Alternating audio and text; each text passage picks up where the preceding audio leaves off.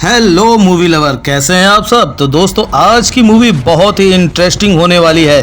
Channel पर नए हैं तो सब्सक्राइब कर लीजिएगा ऐसी ही धमाकेदार मूवी देखने के लिए। नहीं शुरू करते हैं। तो मूवी की शुरुआत में हम रेलवे स्टेशन के पास गौतम नाम के आदमी को देखते हैं जो अपने छोटे भाई रमन का इंतजार कर रहा होता है। तभी हम रेलवे स्टेशन पर झुम्पा नाम की एक गरीब औरत को देखते हैं और झुम्पा की एक 5 महीने की छोटी बेटी होती है। जब झुम्पा अपनी बेटी के साथ रेलवे स्टेशन पर सो रही थी, उसी समय एक औरत आकर चुपचाप झुम्पा की बेटी को किडनैप कर लेती है। इतने में रमन ट्रेन से नीचे उतरता है और वो उस औरत को बच्ची ले जाते हुए देख लेता है। हालांकि रमन को ये बात पता नहीं थी कि वो बच्ची उस औरत की नहीं है, इसलिए वो उस औरत पर ज्यादा ध्यान भी नहीं देता। अब जब झुम्पा की नींद खुलती है तो वो देखती है कि उसकी बेटी उसके पास नहीं है। ये देखकर वो बहुत ज्यादा घबरा जाती है और अपनी बेटी को हर जगह ढूंढने लगती है। तभी एकदम से झुम्पा को रमन के हाथ में अपनी बेटी की टोपी दिखाई देती है, जो देखकर झुम्पा को लगता है कि जरूर रमन ने ही उसकी बेटी को किडनैप किया है। इसलिए वो रमन को देखकर चिल्लाने लगती है। तभी झुम्पा की आवाज सुनकर काफी सारे लोग रमन को घेर लेते हैं और यहाँ हाथापाई शुरू हो जाती है। पर इतने में वहाँ पर गौतम आ जाता है, जो सभी लोगों से कहता है कि मेरे भाई ने बच्चा चोरी नहीं किया है। पर कोई भी उसकी बात मानने को तैयार नहीं था और इतने में गोपाल नाम का पुलिस वाला भी उधर आ जाता है। जिसके बाद रमन अपनी बेगुनाही साबित करने के लिए लोगों को स्टेशन के पास एक दुकान पर लेकर आता है और उस दुकानदार का नाम रोहित था। रोहित सभी से कहता है कि रमन कुछ देर पहले ट्रेन से उतरा है और उसने झुम्पा की बेटी को किडनैप नहीं किया। अब रोहित की बातें सुनने के बाद सभी लोग रमन को छोड़ देते हैं और गौतम वहाँ झुम्पा से कहता है कि मैंने एक औरत को तुम्हारी बेटी को ले जाते हुए देखा था। पर अभी भी झुम्पा अपनी बेटे के बारे में सोच कर परेशान थी। फिर गौतम रमन को रेलवे स्टेशन से ले जा रहा होता है। तभी गोपाल उन दोनों से कहता है कि जब तक पुलिस तुम्हारा बयान नहीं ले लेती तब तक तुम दोनों घर नहीं जा सकते। ये सुनकर गौतम काफी ज्यादा टेंशन में आ जाता है, क्योंकि आज गौतम के घर पर बहुत बड़ा फंक्शन था और उन दोनों को वो फंक्शन कैसे भी अटेंड करना था। दूसरी तरफ झुम्पा रोते हुए कॉल पर अपनी बहन से कह रही थी, अगर मुझे अपनी बेटी नहीं मिली तो मैं अपनी जान दे दूंगी। तब रमन झुम्पा की सारी बात सुन लेता है और उसे झुम्पा पर काफी दया आ रही थी। फिर रेलवे स्टेशन पर गौतम को उसकी पत्नी का कॉल आता है, जो कहती है कि तुम लोग घर कब आ रहे हो। इस पे गौतम कहता है कि तुम टेंशन मत लो, हमें थोड़ा समय लगेगा पर हम पहुँच जाएंगे। इतना कहने के बाद गौतम कॉल काट देता है। फिर झुम्पा रेलवे स्टेशन पर सभी लोगों से अपनी बेटी के बारे में पूछने लगती है और थोड़े टाइम बाद पंडित जी नाम का एक कांस्टेबल रमन और गौतम से बयान ले रहा होता है। तभी झुम्पा को रेलवे स्टेशन पर रोहित दिखाई देता है, जो किसी औरत से बच्चे के बारे में बात कर रहा था। तब झुम्पा चुपके से रोहित की सारी बात सुन लेती है और यहाँ झुम्पा को पता चलता है कि रोहित और उस औरत ने मिलकर किडनैपिंग का प्लान बनाया था। ये सुनते झुम्पा रोहित को पकड़कर पुलिस के पास लेकर जाती है, लेकिन रोहित तो झूठ कह देता है कि मैंने कोई बच्ची नहीं चुराई, ये औरत पागल हो गई है। पर जब पुलिस रोहित का फोन चेक करती है तो उन्हें रोहित के फोन में उसी औरत का नंबर मिलता है। ये देखकर पुलिस रोहित को काफी मारने पीटने लगती है और रोहित सच्चाई उगल देता है। वो उन्हें बताता है कि उस औरत ने मुझे झुम्पा पर नजर रखने के लिए 5000 रुपए दिए थे और वो औरत झुम्पा की बच्ची किडनैप करके कसूरी कोठी पर लेकर गई है। ये सुनने के बाद झुम्पा पुलिस को अपने साथ कोठी पर चलने को कहती है। इस पे गोपाल कहता है कि बिना किसी सबूत के हम लोग कहीं नहीं जा सकते। तब गोपाल की बात सुनकर रमन उन पर भड़क जाता है और वो कहता है कि आप लोग कैसे पुलिस वाले हो, अपना एक काम ठीक से नहीं कर सकते। इसी बात को लेकर रमन और गोपाल के बीच में बहस होने लगती है। तब गौतम रमन को शांत करके अपने साथ घर चलने को कहता है, लेकिन रमन ने ठान लिया था कि वो झुम्पा की मदद किए बिना कहीं नहीं जाएगा। इसलिए रमन भी झुम्पा के साथ कसूरी कोठी चलने के लिए तैयार हो जाता है। जिसके बाद रमन, गौतम और झुम्पा कार में बैठकर कसूरी कोठी की तरफ जाने लगते हैं और वो कोठी जंगल के बीचों बीच थी। साथ ही गोपाल और पंडित जी भी उनके साथ कोठी जा रहे थे। अब रास्ते में रमन झुम्पा से उसकी बेटी के बारे में पूछने लगता है। इस पे झुम्पा बताती है कि मैं अपनी बेटी के साथ मनाली जा रही थी और मैं आज से पहले कभी शहर नहीं गई हूँ। फिर वो लोग जंगल के पास पहुँच जाते हैं, पर तभी वहाँ कुछ लोग उनकी कार को रोक लेते हैं और वो लोग गौतम से कहते हैं कि तुम लोग बच्चा चोरी करके कहाँ भाग रहे हो। ये सुनकर गौतम हैरान हो जाता है और वो आदमी गौतम को एक वीडियो दिखाता है जिसमें सब लोग उन्हें बच्चा चोर कह रहे थे। असल में जब स्टेशन पर सब लोग रमन को बच्चा चोर कह रहे होते हैं, तभी कुछ लोगों ने रमन का वीडियो बनाकर सोशल मीडिया पर डाल दिया था। इसे गलतफहमी के चलते वो लोग रमन, गौतम और झुम्पा को बच्चा चोर समझ रहे थे। तब गौतम जल्दी से गोपाल को वहाँ बुलाता है और गोपाल उन सभी को बताता है कि ये लोग कोई बच्चा चोर नहीं है, बल्कि झुम्पा की ही बेटी को किसी ने किडनैप किया है। जो सुनकर वो लोग गौतम की कार को जंगल में जाने देते हैं और कुछ समय बाद गौतम, रमन और झुम्पा कोठी पर पहुँच जाते हैं। वहाँ ये लोग अंदर जाकर उस औरत को ढूंढने लगते हैं।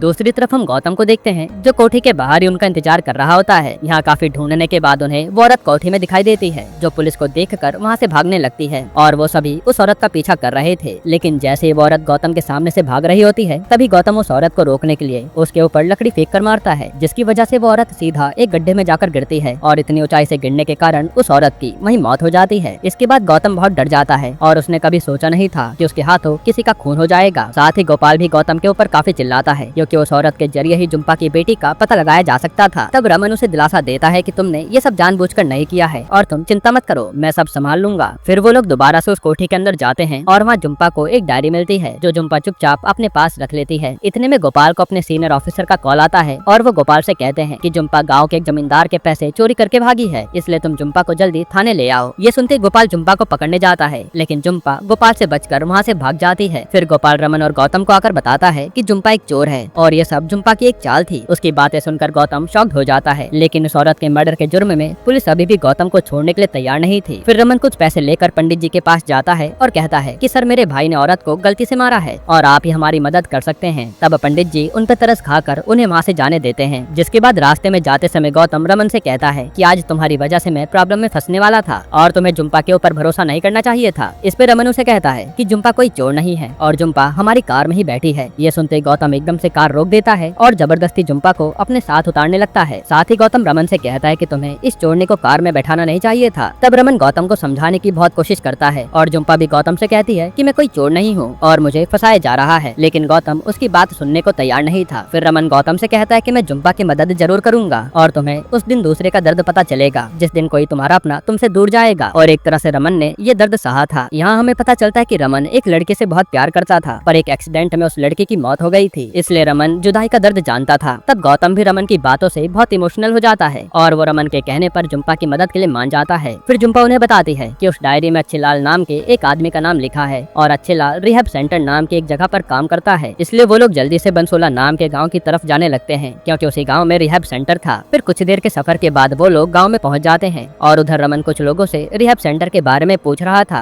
पर वहाँ के लोग गौतम और रमन को देखकर काफी भड़क जाते हैं। यहाँ हमें पता चलता है कि उस गांव के लोगों ने भी वो बच्चा चोर वाला वीडियो देखा था और उन्हें भी बाकी लोगों की तरह गलतफहमी हो गई थी, इसलिए गौतम उन्हें समझाने की बहुत कोशिश करता है, लेकिन वो लोग गौतम और रमन के साथ लड़ाई करने लगते हैं। इसलिए गौतम, रमन और जुम्पा को वहाँ से अपनी जान बचाकर भागना पड़ता है। साथ ही वो लोग शाम को कॉल करके कहते हैं कि कुछ लोग हमें जान से मारना चाहते हैं और आप जल्दी से हमारे पास आ जाइए। इस पे वो उनसे कहता है कि तुम लोग डरो मत, मैं वहाँ आ जाऊंगा। जिसके बाद वो तीनों कार में बैठकर आगे जाने लगते हैं, पर गाँव के लोग भी उनका पीछा करना नहीं छोड़ रहे थे। तभी रमन को जुम्पा के हाथों में काफी सारे पैसे रखे हुए दिखाई देते हैं और रमन को जुम्पा के पास एक फोटो भी मिलती है जो कि मुंबई की होती है। ये सब देखकर रमन को जुम्पा के ऊपर डाउट होने लगता है क्योंकि जुम्पा ने उसे कहा था कि वो तो कभी शहर से बाहर नहीं गई है और अगर जुम्पा गरीब थी तो उसके पास इतने सारे पैसे कहाँ से आए। इसी वजह से गौतम और रमन जुम्पा को सारी सच्चाई बताने को कहते हैं। इस पे जुम्पा कहती है कि सारे पैसे मेरे हैं और मैंने तुम लोगों से कोई झूठ नहीं कहा है, लेकिन गौतम और रमन को उसकी बातों पर यकीन नहीं था। दूसरी तरफ गाँव के लोग उन्हें मारने के लिए कार का पीछा कर रहे थे और वो लोग गौतम की कार के ऊपर हमला भी करते हैं। उसी हमले में रमन काफी ज्यादा घायल हो जाता है। फिर गौतम अपनी कार तेजी से भगाता है और कुछ दूर आने के बाद गौतम एक जगह अपनी कार रोक देता है। वहाँ वो जुम्पा से कहता है कि तुम हमें पागल बना रही हो और वो बच्ची भी तुम्हारी नहीं है ना। ये सुनकर जुम्पा अपनी बेटी की सौगंध खाकर कहती है कि वह बच्ची मेरी बेटी है और एक माँ अपनी बेटी की कभी झूठी सौगंध नहीं खा सकती। यहाँ जुम्पा की आंखों के आंसू साफ साफ सारी सच्चाई बयान कर रहे थे, इसलिए उन दोनों को जुम्पा के ऊपर विश्वास हो जाता है। इतने में कुछ लोग दोबारा से उन पर हमला करते हैं, लेकिन गौतम और जुम्पा मिलकर उन लोगों को मारकर भगा देते हैं। वहीं रमन की हालत भी काफी ज्यादा खराब हो रही थी, जो देखकर गौतम बहुत घबरा जाता है। फिर गौतम कार लेकर हॉस्पिटल की तरफ जाने लगता है, पर गांव के बीचों बीच उनकी कार खराब हो जाती है और अभी भी गांव के लोग उन्हें हर जगह ढूंढ रहे थे। तब वो तीनों सभी लोगों से बचकर एक बड़े से घर में जाकर छुप जाते हैं और उधर रमन के शरीर से खून निकल रहा था। अब यहाँ उन तीनों का घर से बाहर जाना खतरों से खाली नहीं था, मगर जुम्पा हाथ पर हाथ रखकर नहीं बैठ सकती थी क्योंकि उसे कैसे भी करके अपनी बेटी को ढूंढना था। इसलिए जुम्पा फैसला करती है कि वो अकेले बाहर जाकर रिहैब सेंटर का पता लगाएगी और वो अकेले ही चल देती है। वहीं गौतम देखता है कि रमन की हालत धीरे धीरे और खराब हो रही थी और गौतम अपनी आंखों के सामने अपने भाई को मरता हुआ नहीं देख सकता था। इसी वजह से वो भी डॉक्टर को बुलाने के लिए घर से बाहर चला जाता है। अब गौतम छुप छुप कर डॉक्टर को ढूंढ रहा था, पर उसी समय गाँव के लोग गौतम को देख लेते हैं और वो लोग गौतम को पकड़कर बुरी तरह से मारने लगते हैं। फिर वो गौतम को पूरे गाँव में घसीटते हुए ले जा रहे थे और गौतम चलने की भी हालत में नहीं था। यहाँ हम रमन को देखते हैं जिसके मुंह से खून निकल रहा होता है, पर रमन कैसे भी अपने पैरों पर खड़ा होकर घर से बाहर आता है और वो हर जगह पानी की तलाश करने लगता है। हालांकि रमन को अपनी प्यास बुझाने के लिए कहीं भी पानी नसीब नहीं हो रहा था। तभी पंडित जी आकर देखते हैं कि गांव के लोग गौतम को मार रहे हैं, तो पंडित जी उन्हें रोकने की बहुत कोशिश करते हैं, पर गांव के लोग पंडित जी की बात भी नहीं मान रहे थे। इसलिए पंडित जी जल्दी से बाकी ऑफिसर्स को बुलाते हैं और वो ऑफिसर्स मिलकर उन गाँव वालों को शांत करते हैं। फिर पुलिस गाँव वालों को बताती है कि गौतम कोई बच्चा चोर नहीं है। ये सुनकर गाँव वालों को खुद की हरकत पर शर्म आने लगती है क्योंकि वो लोग बिना सच्चाई जाने गौतम को मार रहे थे। जिसके बाद गौतम जल्दी से पुलिस के साथ रमन के पास जाने लगता है, पर वहाँ घर में गौतम को रमन कहीं भी दिखाई नहीं देता और काफी खोजबीन करने के के बाद उन्हें रमन मिल जाता है जो कि वहीं बेहोश पड़ा था। इसलिए पुलिस जल्दी से रमन को हॉस्पिटल लेकर जाने के लिए एम्बुलेंस बुलाती है। दूसरी तरफ जुम्पा अपने हाथ में कुल्हाड़ी लेकर रिहैब सेंटर में चली जाती है और वहाँ हर जगह अच्छे लाल के बारे में पूछने लगती है। यहाँ हम गौतम को देखते हैं जो रमन को लेकर एम्बुलेंस में हॉस्पिटल जा रहा होता है। तभी गौतम एम्बुलेंस के ड्राइवर का नाम देखकर पूरी तरह दंग रह जाता है, क्योंकि वो ड्राइवर कोई और नहीं बल्कि अच्छे लाल था। लेकिन गौतम अच्छे लाल के सामने ऐसे बिहेव करता है कि जैसे उसे अच्छे लाल के बारे में कुछ भी पता न हो। इधर रिहैब सेंटर में एक औरत जुम्पा को बताती है कि अच्छे लाल गाँव के हॉस्पिटल में काम करता है। ये सुनते ही जुम्पा जल्दी से हॉस्पिटल की तरफ जाने लगती है, मगर रास्ते में पंडित जी जुम्पा को अरेस्ट कर लेते हैं। फिर कुछ देर बाद एम्बुलेंस हॉस्पिटल पहुंच जाती है और वहाँ अच्छे लाल को रमन के पॉकेट में वो डायरी मिलती है जिसमें अच्छे लाल का नाम लिखा था और वो डायरी देखकर अच्छे लाल बहुत घबरा जाता है। फिर वो जल्दी से भागते हुए डॉक्यूमेंट्स के रूम में जाता है, क्योंकि वहाँ अच्छे लाल ने जुम्पा की बच्ची के फेक डॉक्यूमेंट्स बना रखे थे। यहाँ हमें पता चलता है कि अच्छे लाल बच्चों के फेक डॉक्यूमेंट्स बनाकर उन्हें दूसरे लोगों के हाथों बेच देता था। फिर गौतम अच्छे लाल को पकड़ने के लिए हॉस्पिटल के हेड डॉक्टर से मदद मांगने जाता है, पर इतने में गौतम को अच्छे लाल दिखाई देता है जो उस बच्ची को किसी दूसरे आदमी के हाथों बेच रहा था और अच्छे लाल के साथ हॉस्पिटल का मेन डॉक्टर भी मिला हुआ था। ये देखकर गौतम को काफी गुस्सा आता है और वो अच्छे लाल को जाकर रोकने लगता है, जिसके बाद पंडित जी यहाँ जुम्पा से पूछते हैं कि आखिर तुम्हारे पास इतने सारे पैसे कहाँ से आए और वो बच्ची क्या तुम्हारी है। इस पे जुम्पा उसे सच बताती है कि पहले मैं दयानंद नाम के आदमी के पास काम करती थी, लेकिन दयानंद की पत्नी को कोई बच्चा नहीं था, इसलिए उन लोगों ने बच्चा पाने के लिए मेरी मदद मांगी और मैंने हाँ कह दिया। मगर किस्मत से जुम्पा को एक के बदले दो बच्चे हो गए थे। तब जुम्पा ने अपना पहला बच्चा दयानंद को सौंप दिया और दयानंद ने उसे काफी सारे पैसे भी दिए। वहीं दूसरी बच्ची जुम्पा ने ही रख ली थी। फिर जुम्पा बता दिया कि दूसरी बेटी को अच्छे लाल ने किडनैप किया है और जुम्पा ये सारी बातें बताकर इमोशनल हो गई थी। तब पंडित जी को भी उस पर दया आती है और वो जुम्पा की मदद करने का वादा करते हैं। यहाँ गौतम सभी लोगों को अच्छे लाल की असलियत के बारे में बता देता है और वो सबसे कहता है कि वो बच्ची अच्छे लाल ने चोरी की है। ये सुनकर सभी लोग अच्छे लाल को बहुत बुरी तरह मारने लगते हैं। तभी उधर पंडित जी और जुम्पा भी आ जाते हैं और इतनी सारी मुसीबत झेलने के बाद जुम्पा को आखिरकार उसकी बेटी मिल जाती है, जिससे उसे चैन की सांस आती है। यहाँ गौतम भी जुम्पा के लिए बहुत ज्यादा खुश होता है। वहीं रमन की हालत भी पहले से बेहतर हो गई थी और अब पंडित जी ने उस डॉक्टर और अच्छे लाल को अरेस्ट कर लिया था। यहीं पर ये मूवी खत्म होती है। हाँ तो दोस्तों, आज की ये वीडियो आपको कैसी लगी? अच्छी लगी हो तो एक लाइक कर देना, चैनल को सब्सक्राइब कर लेना और